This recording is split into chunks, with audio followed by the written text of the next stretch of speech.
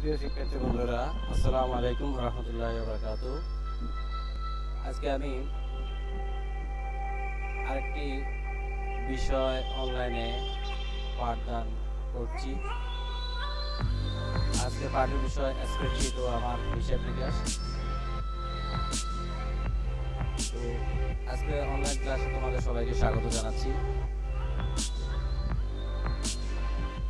আজকে আমি পাঠদান করছি নবম ও দশম শ্রেণীর তথ্য যোগাযোগ প্রযুক্তি বিষয়ে চতুর্থ অধ্যায়ের স্প্রেডশিট ও আমার হিসাব নিকাশ।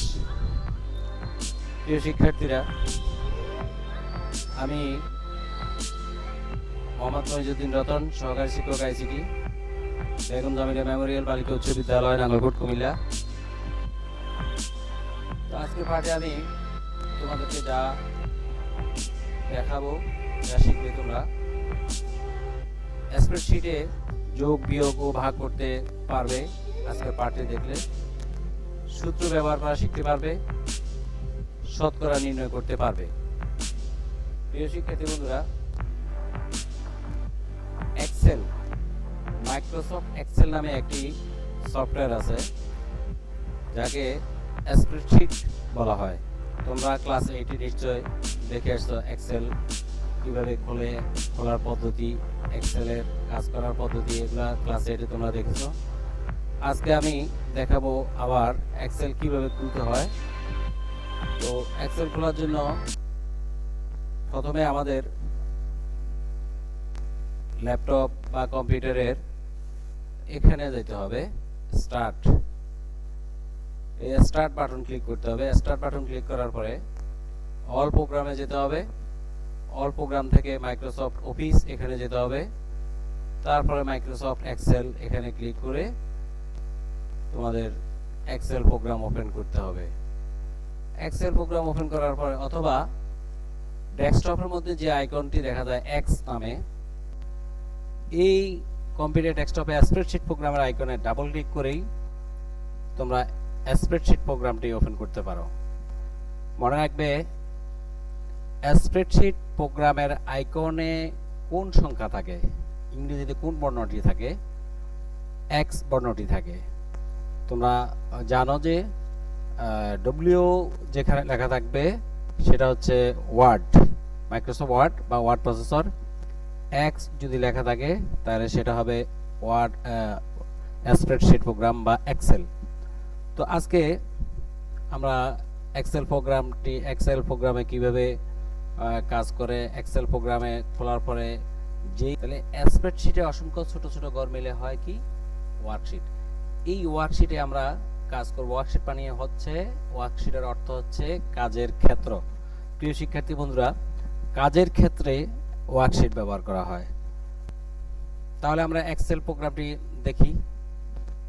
এক্সেল প্রোগ্রাম খুললে আমরা এরকম যে ছোট ছোট ঘর দেখতে পাই, এটাকে বলে সেল পয়েন্টার। আমি যেমন C column, A column, B column, C column, D column, তোমরা নিশ্চয়ই ক্লাস 8 দেখে আসছো, ক্লাস 8 তোমরা এটা শিখছো। তো এ কলাম আর 1 2 3 4 5 6 7 হইতে শুরু করে অসংখ্য রো রয়েছে। এই কলাম এবং রোয়ের সমন্বয়ে যে ঘরটি তৈরি সেটাকে বলা হয় সেল। এই সেল পয়েন্টারেই আমরা মূলত কাজ করি। এই সেল পয়েন্টারে আমরা কার্সর নিয়ে, মাউস পয়েন্টার নিয়ে যে কোনো সংখ্যা লিখতে পারি। তো প্রথমত আমরা একটা যোগ কিভাবে করে সেটা দেখি। আমরা যোগের জন্য এখানে কিছু সংখ্যা লিখি। বি কলামের আমি 3 রোতে 100 লিখলাম, 100। এরপর নিচের রোতে যাওয়ার জন্য আমি ডাউন অ্যারো চিহ্ন আমি দিলাম।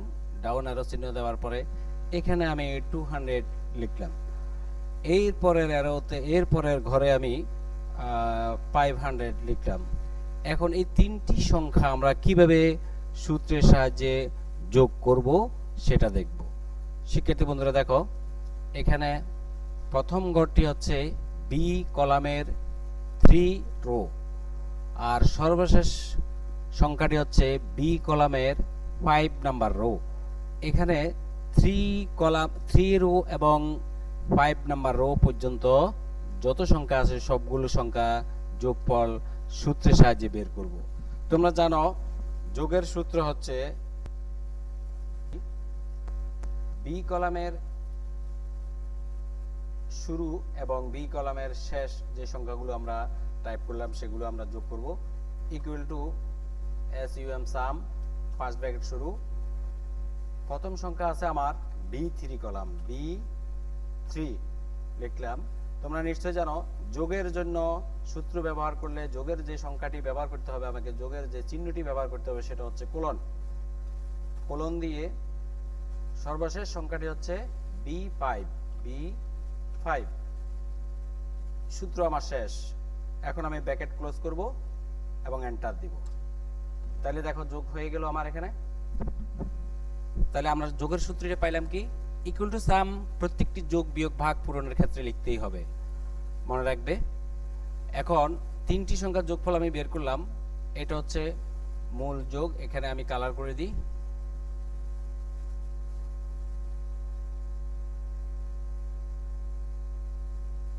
ঘরটা কালার করে দিলাম। এটা হচ্ছে যোগফল,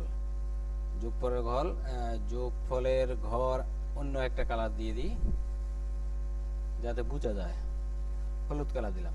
তাহলে এখানে তিনটি সংখ্যার যোগফল আমরা পাইলাম 800। এটা কিভাবে সম্ভব? সূত্রের সাহায্যে। এখন আমি অসংখ্য সংখ্যা লিখব যেগুলার অটোমেটিকলি যোগ চলে আসে। ধরো আমি এখানে 500, 300, 200, তারপরে পরের ঘরে এখানে 900, 100, 200, পরের ঘরে 100, 400, 500 লিখলাম। এভাবে লেখার পর আমি যতই সংখ্যা লিখি, যেই সংখ্যাটা আমরা প্রথম বের করেছিলাম সেই সংখ্যাটা দিয়েই আমরা যোগ, এগুলোর যোগ বের করতে পারবো। এই সংখ্যাগুলোর যোগ আমরা বের করতে পারবো এই সংখ্যাগুলোর। তাহলে আমি কালার করি, এখানে দেই, ধরো এগুলোরও যোগ বের হবে। এখন আমি এগুলো যোগ বের করার জন্য প্রথম যে যোগ সংখ্যাটা বের করেছি সেই সংখ্যাটার ডান কোণায় দেখবে একটি চিহ্ন, মাউস পয়েন্টার যখন এখানে নেব তখন একটি চিহ্ন দেখা যাবে, এটাকে বলে গুটার। এই গুটার চিহ্নটা চেপে ধরে যদি মাউস পয়েন্টার দিয়ে চেপে ধরে যদি আমি এখানে টেনে ছেড়ে দিই, তাহলে অটোমেটিকলি দেখো, অটোমেটিকলি আমার এই যোগফল বের হয়ে গেল। এই ঘরগুলোরও যোগফল বের হয়ে গেল। আমি এগুলো টেবিল আকারে তোমার চতুর্পাশে যাতে টেবিলের মতো দেখা যায় সেটা দেখা যায়। অল বর্ডারে ক্লিক করলে বর্ডার হয়ে যাবে, সবগুলো ঘরের বর্ডার হয়ে গেল। এই যে যোগের সূত্রটা আমরা এখন নিচে নিচে যে যোগটা, এই যোগটা আমরা দেখলাম, অটোমেটিকলি সেটা বের হয়ে যায়। যেমন আমি আবার লিখছি 400, 4000, 5000, 6000।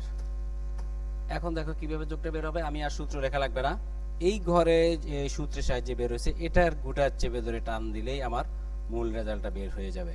তো শিক্ষার্থী বন্ধুরা, তোমরা আশা করি উপর নিচ যোগের জন্য এই সূত্র ব্যবহার করে ইকুয়াল টু সাম দিয়ে প্রথম সংখ্যা ঘর যোগ শেষ সংখ্যা। প্রথম সংখ্যা হচ্ছে এখানে যেমন ধরো অটোমেটিকলি কি আসছে সূত্র দেখো, ইকুয়াল টু সাম প্রথম সংখ্যা হচ্ছে এখানে F3, সর্বশেষ সংখ্যা হচ্ছে F5, এটা অটোমেটিকলি হয়ে গেল। তো প্রিয় শিক্ষার্থী বন্ধুরা, আমরা এখন পাশাপাশি যোগটা কিভাবে করি আমরা দেখি। পাশাপাশি যোগ করার জন্য সেম আমাদের সূত্র লিখতে হবে, ইকুয়াল টু SUM সাম ফার্স্ট ব্র্যাকেট শুরু। তাহলে প্রথম সংখ্যাটা কোন ঘরে আছে? প্রথম সংখ্যাটা B3 ঘরে, সর্বশেষ সংখ্যাটা F3 ঘরে। তাহলে প্রথম সংখ্যাটা B3 দিলাম, B3 colon F3, F3 first bracket close, enter.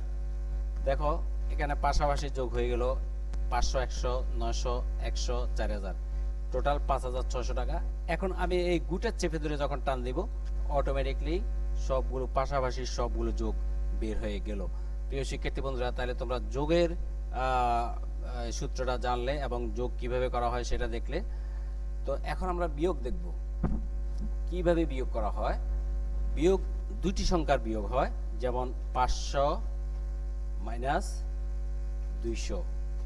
এখন আমি বিয়োগ করব, 500 থেকে 200 গেলে আর কত থাকে, এভাবে আরো সংখ্যার যোগ বিয়োগ করব, 600 মাইনাস 100, আরো সংখ্যার বিয়োগ করব 800 মাইনাস 400, আরো সংখ্যার বিয়োগ করব 1000 মাইনাস 200 200। এখন আমি প্রথম একটা সংখ্যা যদি বের করি পরবর্তীতে সবগুলো সংখ্যারে বের হয়ে যাবে, তাহলে ইকুয়াল টু কি লিখবো আমি, equal to S U M sum 5 bracket শুরু, প্রথম সংখ্যা হচ্ছে আমার B8, তাহলে B8 দিলাম, বিয়োগের ক্ষেত্রে বিয়োগ চিহ্নই বসবে, minus B8 minus B9 bracket close. তাহলে তুমি বুঝতে পারছো B8 হচ্ছে প্রথম সংখ্যাটা মানে 500 থেকে, B9 হচ্ছে শেষ সংখ্যাটা মানে 200। তাহলে B8 থেকে B9 সংখ্যাটা আমরা বিয়োগ করব, এরপরে ব্র্যাকেট ক্লোজ করে দিয়ে এন্টার দেব। এই যে এখানে রেজাল্টটা চলে আসলো। তাহলে রেজাল্টটা চলে আসার জন্য আমরা যখন এন্টার দেব তখন রেজাল্টটা অটোমেটিক্যালি চলে আসবে। তো এখন দেখো আমি এটার এই 300 যে বের হয়েছে এই বিয়োগের এই রেজাল্টটাকে আমরা যখন এভাবে গুটার চেপে ধরে টান দিব তখন এটা অটোমেটিকলি এই ঘরের রেজাল্টগুলো চলে আসবে। দেখো 600 থেকে 100 গেলে 500, 800 থেকে 400 গেলে 400, 1000 থেকে 200 গেলে 800। তো এইভাবে আমরা যখন বিয়োগ করি দুটি সংখ্যা থেকে আমরা বিয়োগ করতে পারি। তাহলে পাশাপাশি বিয়োগ কিভাবে করব? পাশাপাশি বিয়োগ করার জন্য আগে এই সংখ্যাগুলোকে আমার যোগ করতে হবে। যেমন ধরো 500, 600, 800 থেকে আমি মাইনাস করব 1000, এই সংখ্যাটা মাইনাস করব এই সংখ্যাগুলো থেকে। তাহলে এই সংখ্যাগুলোকে আমাকে আগে যোগ করতে হবে। এই সংখ্যা যোগ করার জন্য আমাকে সূত্র লিখতে হবে equal two B8 colon D8 enter close 1900। এখন 1900 থেকে আমি যেটা বিয়োগ করব সেটা হচ্ছে E8। তাহলে আমাকে এখানে বিয়োগ করতে হলে equal to SUM some 5 bracket শুরু, এখানে এই তিনটি ঘরের রেজাল্ট আসছে আমার এখানে F8, তাহলে F8 মাইনাস E8 মানে এটা বিয়োগ করব আমি E8 দেওয়ার পরে 5 ব্র্যাকেট দিয়ে এন্টার। এখন দেখো এই এখানে আমি 1900 থেকে 1000 মাইনাস করছি, আর থাকে কত 900। এভাবে আমাদের পাশাপাশি যোগ করলাম 3 ঘরের, এই 3 ঘরের যোগ হচ্ছে 4 1 5 5 2 7 700, মাইনাস করব এই 200। তাহলে এটাকে আবার নিচের দিকে গুটার চেপে ধরে টান দিই, তাহলে মাইনাস করব 200 আর হচ্ছে থাকে কত 500। এভাবে আমরা বিয়োগ করতে পারি। তো দেখো ভাগ করার জন্য সেম দুটি সংখ্যা থেকেই ভাগ করতে হয়, 500 ভাগ 100। যদি আমাকে এখন ভাগ করতে হয় ভাগের সূত্র কিভাবে লিখব, equal to SUM some 5 bracket শুরু, এখানে 500 কত নাম্বার কোন ঘরে আছে B15, তাহলে আমাকে আগে B15 দিতে হবে, B15। এরপর ভাগের যে চিহ্নটি ব্যবহার করি আমরা অবলিক বলে এটাকে, এই অবলিক স্ল্যাশ বা অবলিক, এই অবলিক দিয়ে আমাকে ভাগ করতে হবে, অবলিক B15 অবলিক B16 মানে প্রথম ঘর ভাগ শেষ ঘর B16 দেওয়ার পরে 5 ব্র্যাকেট ক্লোজ দিয়ে এন্টার। দেখো আমি 500 কে ভাগ দিলাম 100 দিয়ে, এখন রেজাল্ট বের হয়েছে কত 5। এভাবে আরো সংখ্যা যদি আমরা 4000 ভাগ 500, তারপরে 20000 ভাগ 200, 50000 ভাগ 100, 100, এভাবে যদি আমরা এখন এগুলো রেজাল্ট বের করতে চাই তাহলে এই রেজাল্টটাকে যদি আমি গুটের চেপে ধরে টান দিই তাহলে অটোমেটিকলি এই রেজাল্টগুলোর চলে আসবে, এগুলোর ফলাফল চলে আসবে। এগুলো হচ্ছে তাহলে এইভাবে আমরা ভাগ করতে পারি। এরপরে গুণ কিভাবে করে, সেম তোমার গুণ করার ক্ষেত্রেও আমরা একই সূত্র ব্যবহার করতে পারি। যেমন আমি ধরো এখানে 500 গুণ 3, 500 গুণ 3 রেজাল্ট কিভাবে বের করব, equal to SUM some 5 bracket 500 কোন ঘরে আছে C20, দেখো C20 ঘরে আছে, C20 দিলাম, C20। গুণের ক্ষেত্রে আমরা যে চিহ্নটি ব্যবহার করব স্টার, গুণের ক্ষেত্রে আমরা স্টার ব্যবহার করি। তাহলে চিহ্নটি ব্যবহার করার পরে সর্বশেষ যে ঘরটি আছে যেটাকে আমরা পূরণ করব, যেটা দিয়ে C21, সরি আগে C দিই, C21 first bracket close enter. দেখো 500 কে যদি 3 দিয়ে পূরণ করি 1500। এইভাবে যদি আমরা আরো করি সেম 5 410 810 এভাবে এই চিহ্নগুলোর যদি আমরা এই অঙ্কগুলোর যদি রেজাল্ট বের করতে চাই পূরণ, তাহলে এটাকে আমরা গোটা চেপে ধরে টান দিই, দেখো অটোমেটিকলি এই গুণগুলো বের হয়ে গেল। তো প্রিয় শিক্ষার্থী বন্ধুরা, তোমরা কি শিখলে? তোমরা যোগ বিয়োগ ভাগ পূরণ ইত্যাদি শিখলে। আমি 20 এখানে দেখো আমি বাংলা লিখে একটা শীট তৈরি করি, একটা ফর্মুলা তৈরি করি, মাসিক বাজার খরচ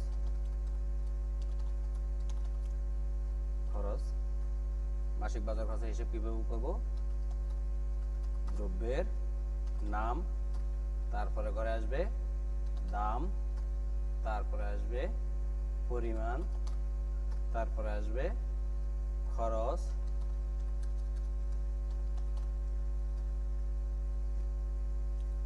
এখন ঘরগুলোকে আমাকে বড় করি।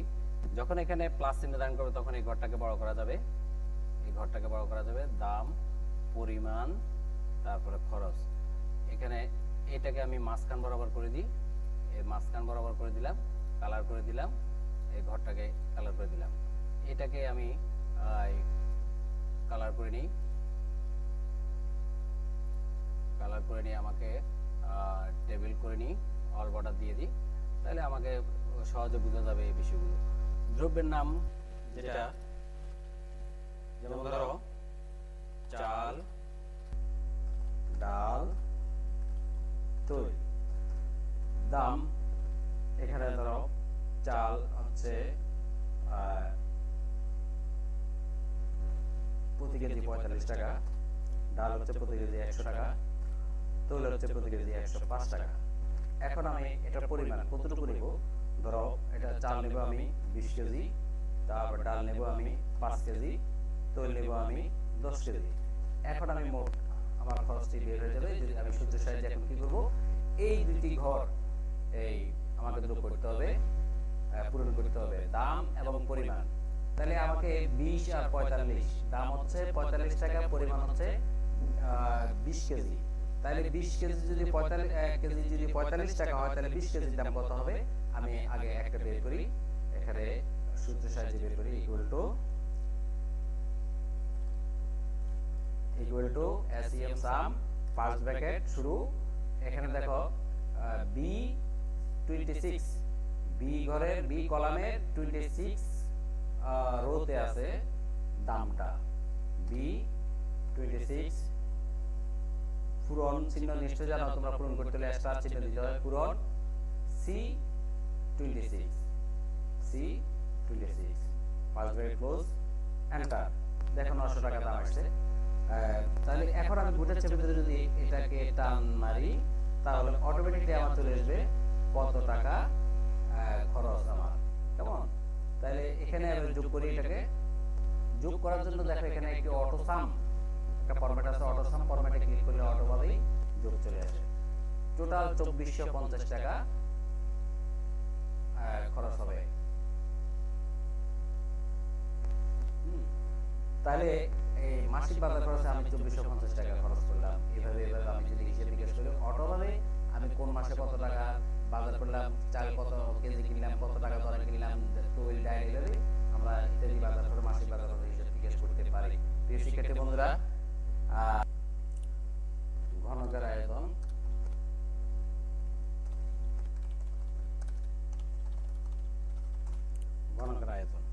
এর দৈর্ঘ্য তোমাদের মেইন বইতে কিন্তু নমুনাগুলো আছে, এই নমুনাগুলো তোমরা মেইন বইতে পাবে। দৈর্ঘ্য, প্রস্থ, তারপরে উচ্চতা, তারপরে আয়তন। যেমন ধরো দৈর্ঘ্য যদি আমি এখানে 50 ফুট, তারপরে 20 ফুট, উচ্চতা যদি আমি 15 ফুট ধরি, তাহলে আয়তন কত আমরা কিভাবে বের করব? এটা হচ্ছে ঘনকের আয়তন। আয়তনের জন্য এই দেখো এখানে আমি যদি লেখাটাকে যদি মাঝখান বরাবর আনতে চাই, তাহলে পুরো ঘরটাকে সিলেক্ট করে মার্জ এন্ড সেন্টার, এখানে যদি মার্জ সেন্টার ক্লিক করি, তাহলে পুরো ঘরটা আমার মাঝখান, এই ঘরগুলো মাঝখান বরাবর চলে আসলো। তো দেখো শিক্ষার্থী বন্ধুরা, আমি এটাকে কালার করলাম, দৈর্ঘ্য প্রস্থ কালার করে ঘর তৈরি করব। ঘর করার জন্য অল বর্ডারে ক্লিক করব, অল বর্ডার ক্লিক ঘর হয়ে গেল। এখন আয়তনটা কিভাবে বের করব? এ কলাম থেকে এ কলাম 33 থেকে ডি কলামে সি কলামের 33 পর্যন্ত আমাকে সূত্র লিখতে হবে। Equal to product P R O D product, দেখো ইকুয়াল টু প্রোডাক্ট লিখে যদি আমি first bracket A colon sorry A 33 colon C 33 দিয়ে ফার্স্ট ব্র্যাকেট দিই, অটোমেটিকলি আমার এখানে 15,000 আয়তন চলে আসছে। তো প্রিয় শিক্ষার্থী বন্ধুরা, আমরা কিন্তু এখানে গণকের আয়তনটা কিভাবে বের করে সেটা দেখলাম। এটা প্রোডাক্ট, এখান থেকে প্রোডাক্ট দিয়ে ইকুয়াল টু সাম হবে না, এখানে প্রোডাক্ট দিয়ে লেখাটা লিখতে হবে, প্রোডাক্ট দিয়ে তোমার সূত্রটা বের করতে হবে।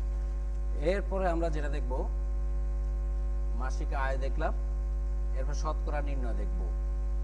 হ্যাঁ, যেমন কর নির্ধারণ।